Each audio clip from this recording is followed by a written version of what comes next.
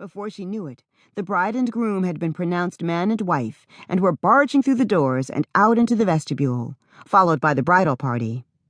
Angel, still mesmerized by the words the pastor had spoken, stood there watching as the guests exited the sanctuary, shook hands, and gave their congratulations to the happy couple.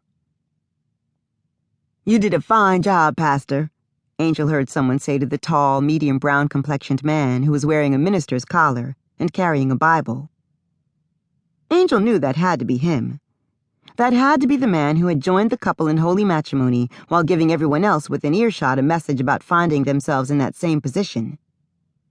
That had to be the man who just unknowingly fed Angel the Word of God, her first spiritual meal ever. Angel felt compelled to thank him, and perhaps even ask for a second helping. She wanted to know more, and fast.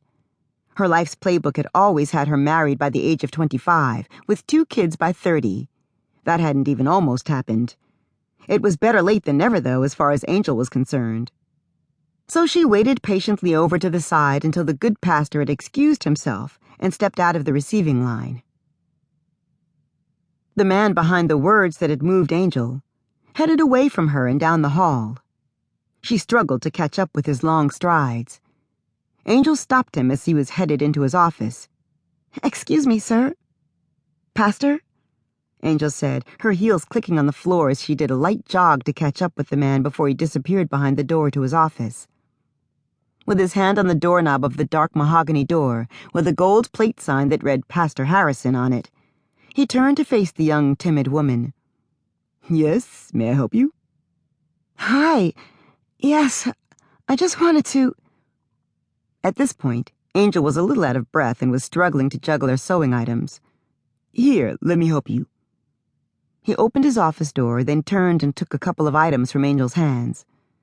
"Come in, have a seat." "Thank you," Angel said, happy to be relieved of some of the items she'd been carrying.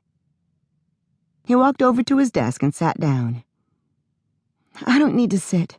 I won't be long, Pastor—" Angel tried to think of the name she'd briefly glanced at on the nameplate. Just that quickly it had escaped her. "Pastor Harrison," he said. He'd already watched the poor girl struggle physically. He couldn't bear to watch her struggle mentally. "I'm Pastor Harrison." In Angel's opinion, his voice sounded deeper and rougher in person than it had on the microphone. Perhaps it was a little scratchy after giving that mini-sermon. "Nice to meet you," Angel smiled. "I just wanted to tell you that all that stuff you said about a woman not out trying to find a man and stuff, it really registered with me. I honestly had no idea that God actually tells us what we need to do, or should I say, not to do, in order to become a bride." "Correction, a wife," Pastor Harrison said. Angel looked confused. "Any woman can be a bride. That's easy. All you have to do is go out and buy a wedding gown and pick up a bouquet of flowers at the local grocer. But to be a wife? Now that's work." Angel still looked a little puzzled. "You ever read about the Proverbs woman?" Pastor Harrison asked her. "I don't think so." Angel shook her head. "Was that one of Oprah's books of the month?" Pastor Harrison let out a slight chuckle. "No." He stifled his laugh, seeing that this young woman was dead serious. He looked into her eyes and saw a hunger that every pastor loved in a human soul. A hunger for the wisdom and knowledge of God and His Word. "Do you have a home church?" Angel shook her head.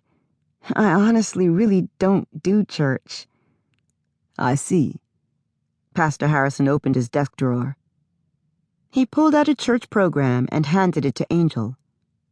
"This is one of our recent church programs. It lists the days and times of our services. It also lists Bible study and some of our other ministries. How about you join us this week for Bible study? And I'll seek God about what He'd like me to share to the body about men, women, brides, grooms, husbands, and wives." Angel nodded with excitement in her eyes. She absolutely did want to know more. "I am so there," Angel told him. "Can I bring a couple of my girlfriends? I mean, when we're trying to find a man, I have no